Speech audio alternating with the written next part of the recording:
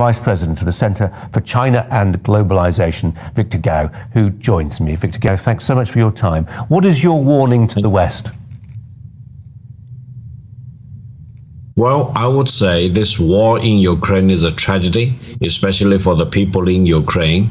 All the parties involved, directly or indirectly, need to do their utmost to de-escalate the tension in Ukraine, to bring the war to an end as quickly as possible, to save as many people in Ukraine as possible.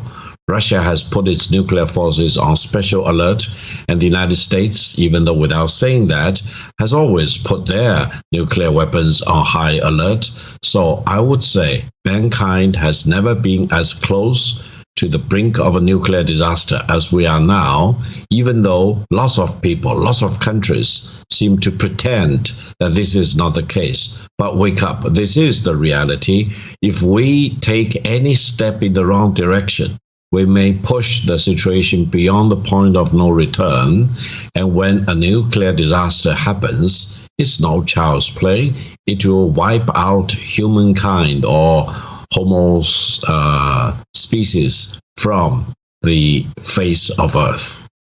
And sadly, Victor Gao, we can see the steps that take us to the kind of Armageddon that you're describing. You can imagine a situation. I was discussing it with a colleague only yesterday, and we were thinking back to the Vietnam War, when the Americans started bombing in Cambodia to disrupt the supply lines for the Viet Cong. You could see a situation here where the Russians start bombing just across the border, maybe into Poland or Hungary, targeting weapons being sent by NATO forces to Ukrainian allies. You can see how that would start something that then ratchets up step by step to somewhere we really do not want to go. Exactly. I think each or all parties involved in this war may actually take a wrong step in the wrong direction, or they may make miscalculations or misjudge the real intention of the other side. Regardless of all this, I think the true question is whether the war, which is now conventional in Ukraine, may get out of control and deteriorate or degenerate into a nuclear war. Now, if the nuclear war happens, it will really be the largest menace to the survival of humanity ever in human history. And no one can afford to make any wrong mistake.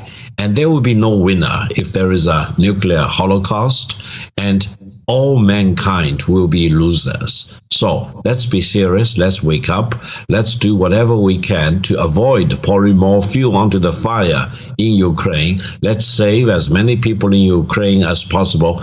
I would say it is indecent to push the people in Ukraine to fight and to die. Well, Victor Gao, we have to be careful. We have to be very careful. It's up to the people of Ukraine to decide how long they want to fight for. It's up to the people of Ukraine whether they want to parley away bits of their territory to secure a peace. That's a separate question. We haven't really got time for that now. I'm curious about this point. We all live, as you say, on the same planet that would be affected by a nuclear holocaust. We know with some certainty, don't we, that if there is anybody on the planet who Vladimir Putin is willing to listen to, it is Xi Jinping. If anybody's got the capacity to pick up the phone and say, stop this now, it's Xi Jinping. Will he pick up the phone? It is true that China has good relations with Russia on the one hand and with Ukraine on the other hand. And it is a rare commodity right now for a major country to have good relations with both Russia on the one hand and Ukraine on the other hand. Now, even though Russia and Ukraine are fighting off this war in Ukraine, Ukraine really has the United States and NATO member states behind it. So in a sense, philosophically speaking, Ukraine is a proxy for the United States and NATO. This is very unfortunate. This really puts the people in Ukraine into this big binder between Russia on the one hand and the United States and NATO on the other hand behind Ukraine.